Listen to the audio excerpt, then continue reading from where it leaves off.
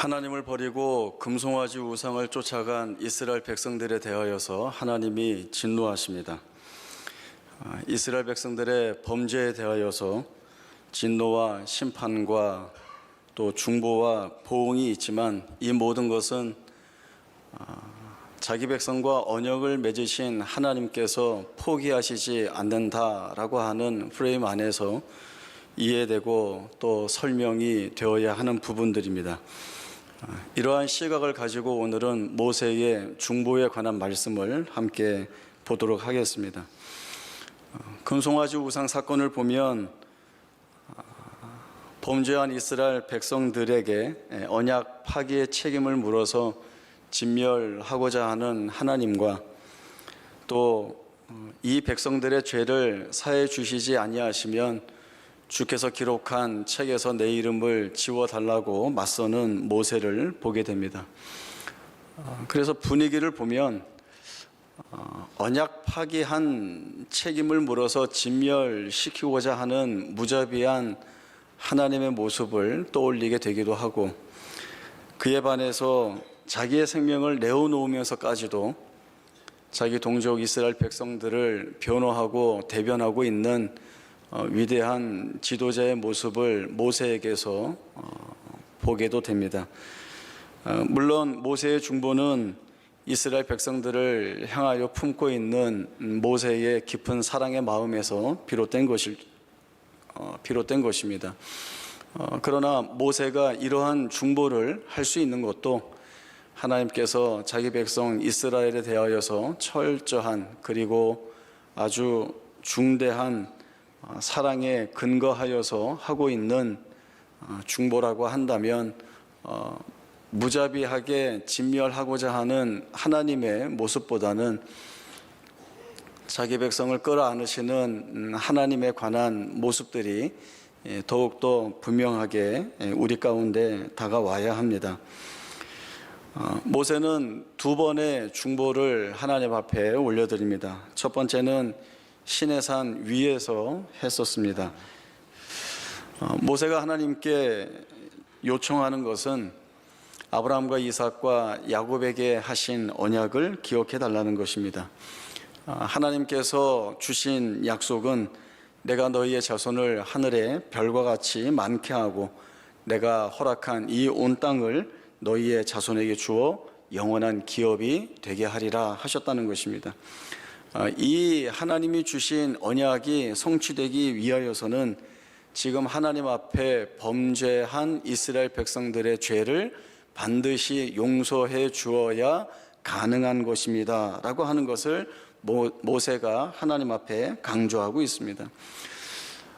모세의 간구와 중보를 보면 이것은 단지 하나님이 주신 언약에 관한 말씀은 아닙니다. 더 깊이 들어가서 모세가 요청하는 것은 하나님 자신에 관한 것을 요청을 하고 있습니다. 하나님이 언약을 주시고 그 언약을 어떠한 조건 속에서 하나님이 끌고 오셨는가, 그 언약에 대하여서 하나님이 가지고 계신 목적과 뜻이 무엇인가에 대한 중요성을 이 모세가 논하고 있는 것입니다.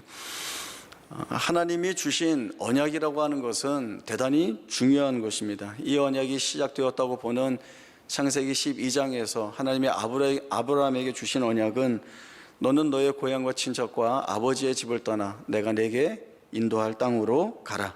내가 너로 큰 민족을 이루고 내게 복을 주어 내 이름을 창대하게 하리니 너는 복이 될지라 라고 하는 약속을 주셨습니다.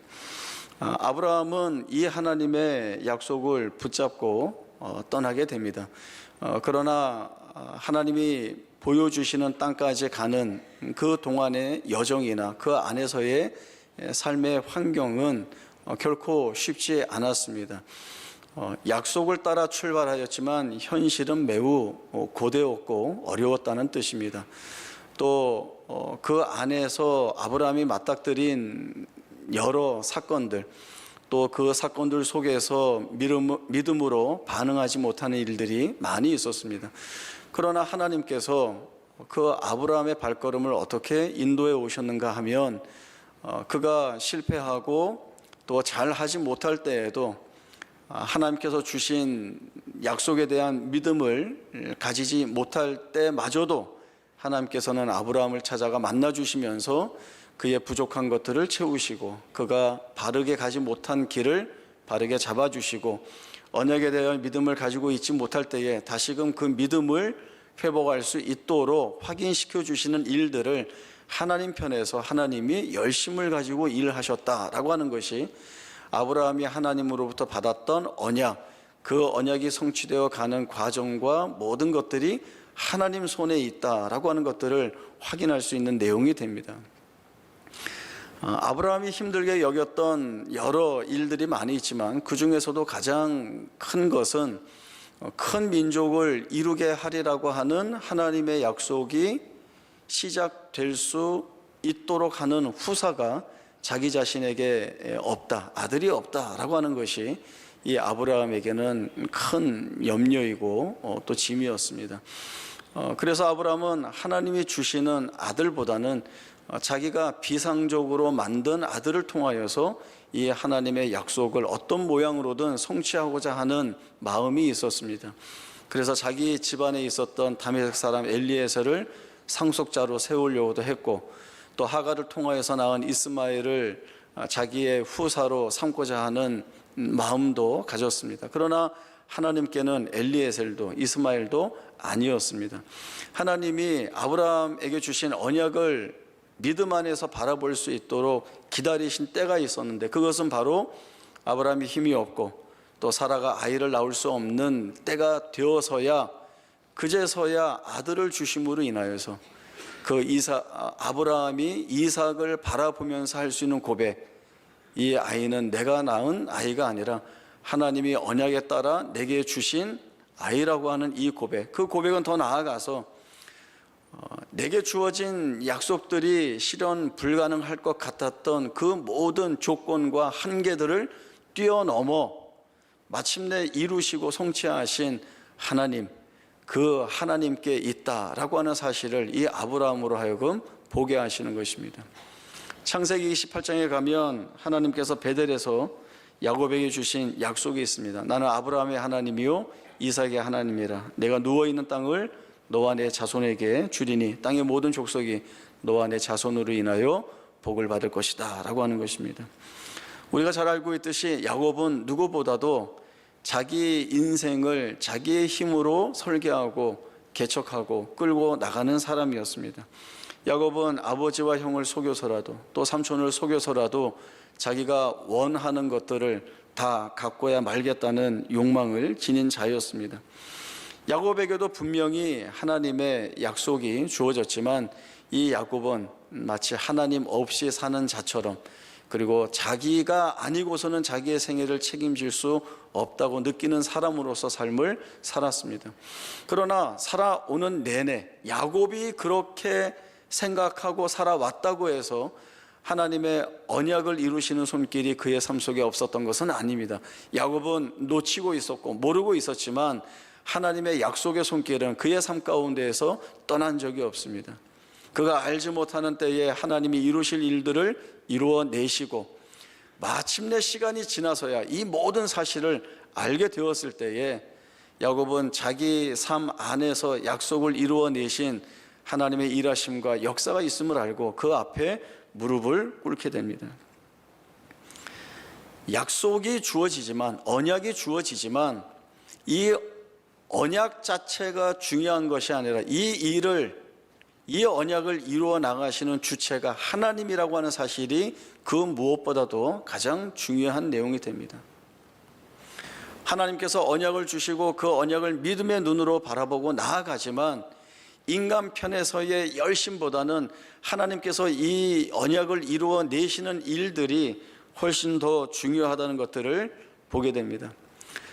창세기 15장에 보면 하나님께서 아브라함과 맺는 횃불 언약식이 있습니다. 이러한 이 횃불 언약식을 통하여서 하나님이 언약을 위하여 일하고 계시다, 하나님이 책임지고 계시다라고 하는 사실들을 명확하게 확인해 볼 수가 있습니다. 아브라함이 아직 후사가 없을 때에 후사가 없음으로 인하여서 하나님의 약속이 실현될까라고 하는 이러한 조급함이 있었습니다. 결국 후사가 없다면 하나님의 약속은 실현되기가 불가능하지 않을까라고 하는 염려와 고민이 그에게 있었습니다.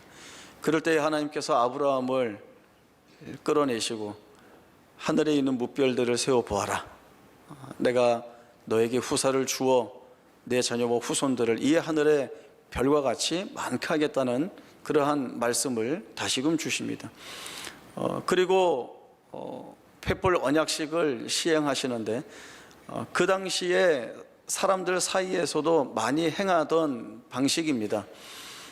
약속의 내용을 가지고 있는 두 사람이 짐승을 쪼개어 놓고 서로 지켜야 될 약속의 내용을 확인한 다음에 그 쪼개진 짐승 사이로 같이 걸어 지나가는 것입니다.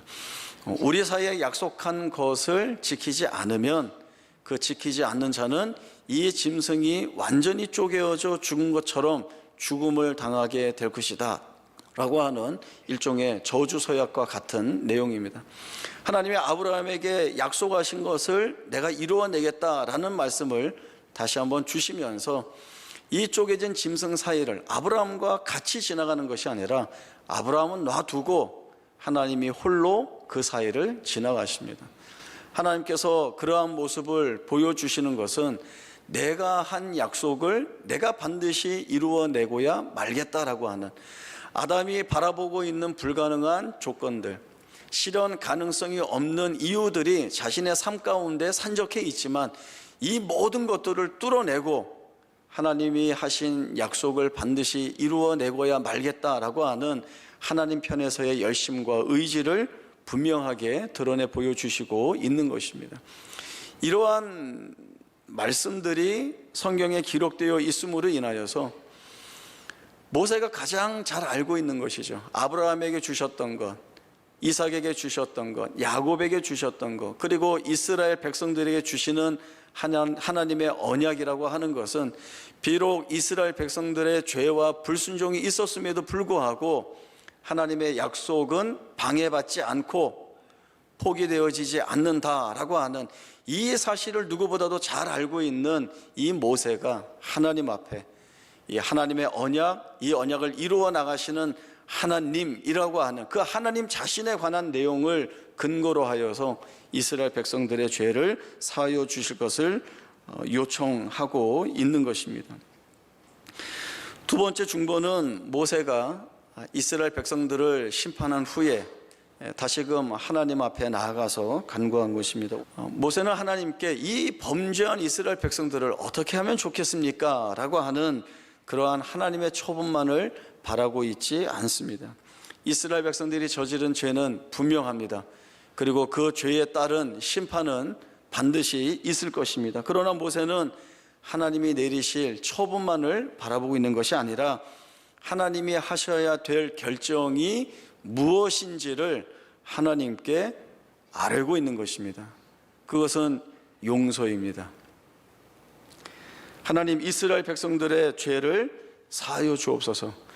이 모세의 중보는 하나님의 권위와 지위를 넘보는 어떤 월권이나 또 이 백성들을 사하여 주시지 아니하시려면 주께서 기록한 책에서 내 이름 지워주십시오라고 하는 어떤 협박 차원에서 하는 간구가 아닙니다. 누구보다도 하나님이 어떤 하나님이신지를 잘 알고 있기에 그 하나님의 하나님 되심에 대하여서 자기의 생명을 걸고 간구를 이 모세가 드리고 있는 것입니다. 하나님은 자기 백성을 사랑하는 하나님 아니십니까? 하나님은 자기 백성을 책임지시는 하나님이 아니십니까? 아무리 이스라엘 백성들이 죄를 지었고 불순종하였다고 해도 지금 여기 이 자리까지 이들을 인도하여 오신 것은 하나님이 아니십니까? 제가 그걸 압니다. 그러니 용서하여 주옵소서. 용서하는 것이 지금 이 백성에 대하여 하나님이 하셔야 될 결단입니다. 이 간구를 이 모세가 하고 있는 것입니다. 엘리베이터를 탔는데 엄마하고 딸이 탔습니다. 타면서 엄마 얼굴은 이미 잔뜩 화가 나 있고 초등학교 한 3, 4학년 되는 딸은 그 엄마 옆에 가까이 붙어 있습니다. 뭔가 일이 있었나 보구나 이렇게 생각하고 서 있는데 그 어린 딸이 엄마에게 이렇게 얘기하는 겁니다. 엄마가 엄마잖아. 그러니 엄마가 참아야지. 엄마 아들 아니야. 저는 이 한마디 듣고 그 집안의 상황이 어떠한지를 다 알았습니다. 아들이 하나 있는데 엄마 속을 상하게 한 거죠. 그래서 엄마가 잔뜩 화가 난 거예요.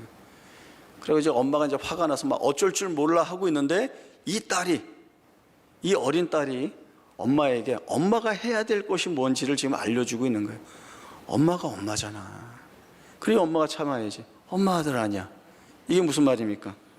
지금 이 순간 엄마가 엄마로서 마땅히 해야 될 결정이 무엇인지를 이 딸이 코치하고 있는 겁니다. 이게 최고라고 하는 말을 해주고 싶었습니다. 모세의 마음이 이와 같을 것 같습니다. 하나님이 찾아가셔서 언약을 주시고 자기 백성 삼으시지 않았습니까? 잘못했다고 버리실 겁니까? 잘못했다고 버리실 하나님이 아니지 않습니까? 그러면 용서해 주셔야지요. 이것이 지금 하나님 앞에 간구를 올려드리는 모세의 마음입니다.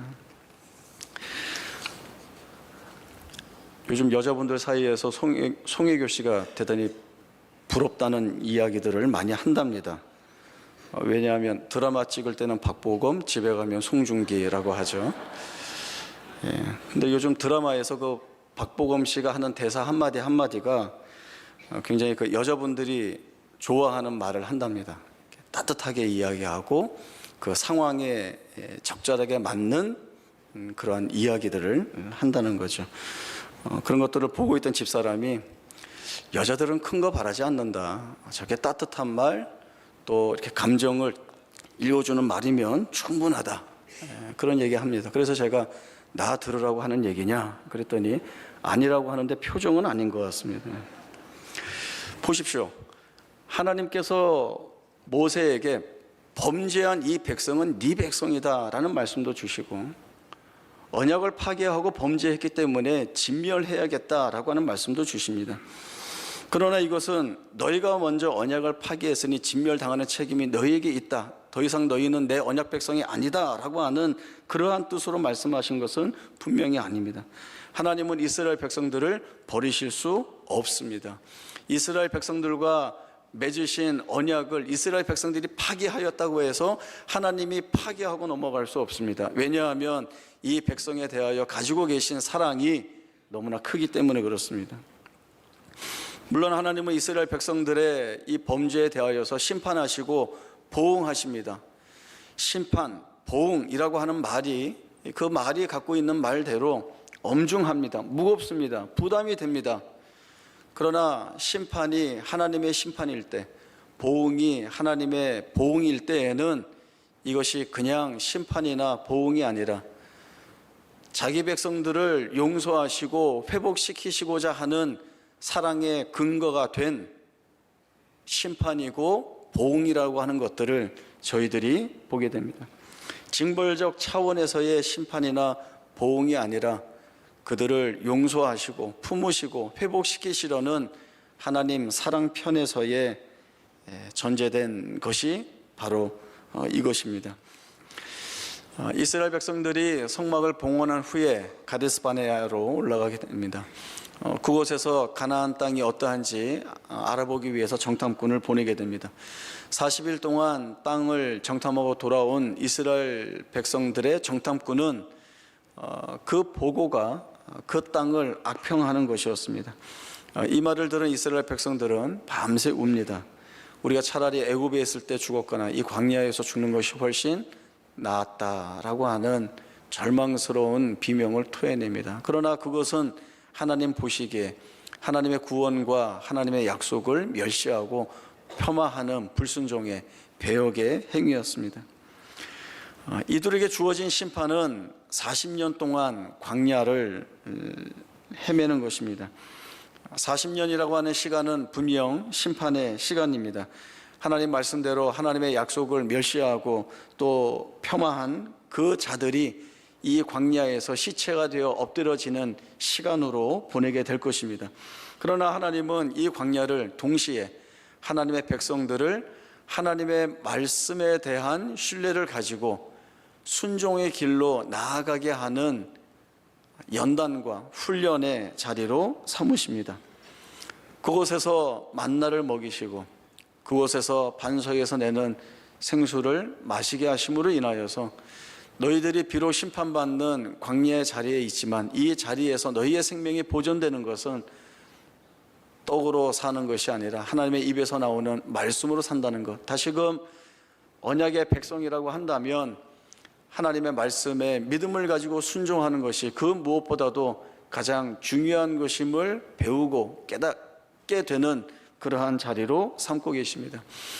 이 자리에 하나님의 은혜가 있고 하나님의 인도하심이 있고 우리가 그러한 사실을 분명히 깨닫고 있다. 그 증거가 무엇이냐? 그것이 40년 동안 척박한 광야에 있었지만 너희가 입었던 의복이 헤어지지 아니하였고 너희의 발이 부르트지 않은 것이 바로 그 증거이다라고 하는 사실을 보여주고 있습니다.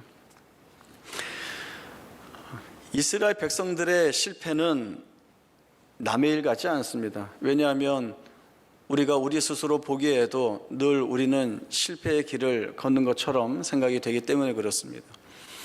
우리가 믿음을 가지고 있고 또 신앙을 가지고 있음에도 불구하고 늘 하나님의 말씀을 충족되이 살아내지 못하고 또 조금만 우리의 믿음이 흔들릴 때면 하나님보다는 우리가 жил모지고 있는 짐이나 또 우리의 문제들을 해결해 줄 수 있는 세상의 어떤 다른 방법이나 대안들을 찾아 가는 그러한 모습이 마치 금송아지를 쫓는 이스라엘 백성들의 모습이 투영되기 때문에 그렇습니다.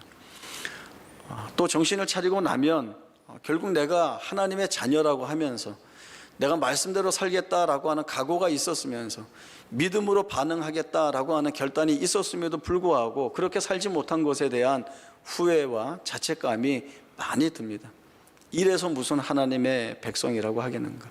이래서 무슨 하나님을 믿고 산다는 자라고 하겠는가? 라고 하는 그러한 마음들이 많이 있습니다. 그러나 오늘 모세가 이스라엘 백성들을 대표하여서 그리고 오늘을 살아가는 우리들을 대표하여서 하나님 앞에 올린 중보의 근거가 무엇인지를 보면 오늘 우리가 하나님에 대한 이 믿음의 반응이나 응답들이 어떠한 내용으로 다시 정립되어야 될 수 있는가라고 하는 부분들을 확인할 수 있습니다. 우리는 내가 실수하지 않고 실패하지 않고 말씀에 순종하여 가는 그 길에서 떨어지지 않고 내가 잘해야 이 길들을 잘 책임지고 완수하여서 하나님을 기쁘시게 하고 그래서 언약에서 주어진 복과 은혜를 받는 것처럼 보여지지만 그러나 하나님 편에서 이루어내시는 일들이 훨씬 절대적이고 적극적이라고 하는 것들을 보게 됩니다. 이스라엘 백성들이 애굽에서 나와서 시내산에 이르기까지 거기에서 시내산 언약을 맺는 자리에 올 때까지 실패는 수없이 많았습니다. 불순종의 죄들이 얼마나 많았는지 모릅니다. 그러나 그때마다 하나님이 버리시거나 심판하시고 뭐라고 하시는 것이 아니라 오히려 그들을 깨우치십니다.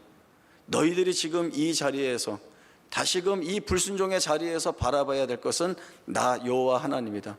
그리고 너희가 붙들고 쫓아나가야 될 것은 내가 너희에게 주는 언약의 말씀이다. 그리고 그들을 다시금 깨우치시고 그들의 필요를 채우시고 다시 힘 주셔서 또 걷게 하십니다. 또 불순종하고 넘어지죠. 그러나 그들을 다시금 또 세우셔서 끌고 나가시는 것이 하나님이셨습니다. 오늘 그 하나님을 기억하는 모세의 간구가 바로 그렇기 때문에 가능했던 것입니다. 하나님 아니십니까? 불순종해도 다시금 회복시키셔서 이 자리까지 끌고 오신 것이 하나님 아니십니까? 불순종해서 못나 보이고 버려야 될 것 같은 존재로 보이지만 그러나 그러한 자들까지도 끌어안으신 것이 하나님 아니십니까? 그 하나님이 오늘 우리의 실패와 또 우리의 거부와 또 우리의 반대에도 불구하고 우리를 놓치지 아니하시는 하나님의 사랑에 근거한 하나님으로서 우리를 붙잡고 계십니다. 우리가 하나님 앞에 담대히 나아갈 담대함을 얻었습니다. 하나님의 그 담력을 우리에게 주셨습니다.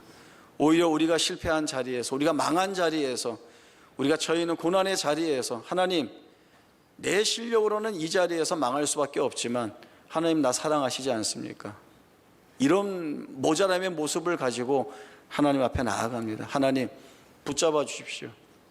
하나님이 내게 주신 약속대로 나를 다시금 세워 주십시오. 하나님 그런 하나님 아니십니까? 조금은 뻔뻔한 것 같지만 그러나 하나님이 우리를 사랑하신다는 그 근거가 우리에게 담력이 되어서 이 요청을, 이 요구를, 이 간구를 하나님 앞에 올려드릴 수 있는 것입니다. 그리고 하나님은 모세의 간구를 받으시고 이스라엘 백성들을 용서하여 주십니다. 이것은 설득이 되어서 이스라엘 백성들을 용서해 주신 것이 아니라 하나님은 용서하실 수밖에 없는 하나님이십니다. 자기 백성을 그렇게 사랑하시는 하나님이십니다. 이러한 하나님의 사랑의 마음과 능력과 은혜가 오늘 동일하게 우리의 삶 가운데에서 우리 안에서 일하시고 역사하시는 하나님이십니다. 이 하나님이 우리가 아버지라고 부를 수 있는 하나님이어서 얼마나 감사한지 모릅니다. 우리가 무너져 내려앉아도 그 자리에서 다시금 우리의 눈을 들어서 하나님을 바라볼 수 있는 은혜가 우리에게 주어져 있다는 것이 있어서 얼마나 감사한지 모릅니다. 이 감사의 고백을 가지시고 여러분들이 각자 자신의 삶 가운데에서 어떤 모양과 어떤 한계에 매여 있다 할지라도 결국 우리를 끌어안으실 하나님을 바라보시면서 그 보좌 앞으로 담대히 나아갈 수 있는 우리 모두의 복된 생애가 될 수 있기를 바랍니다.